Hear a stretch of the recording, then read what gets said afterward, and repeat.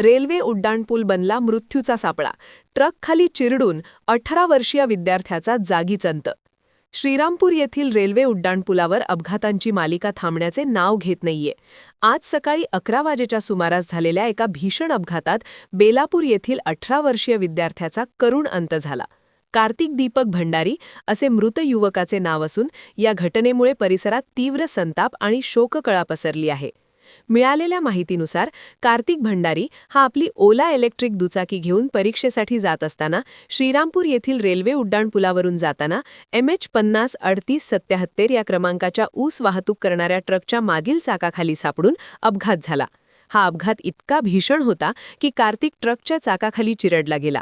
अपघातानंतर स्थानिक नागरिकांनी तात्काळ धाव घेत त्याला साखर कामगार रुग्णालयात दाखल केले. मात्र उपचारापूर्वीच डॉक्टरांनी त्याला मृत घोषित केले. विशेष म्हणजे याच रेल्वे उड्डाणपुलावर आणि अगदी याच स्पॉटवर मागील एका महिन्यात 2 व्यक्तींनी आपला जीव गमावला आहे. एकापाठोपाठ एक बळी जात असतानाही प्रशासन या धोकादायक वळणावर कोणतीही ठोस उपाययोजना करत नसल्याने नागरिकांमध्ये प्रचंड संताप आहे. हा उड्डाणपूल आहे की मृत्यूचा सापळा, असा संतप्त सवाल आता श्रीरामपूरकर विचारत आहेत.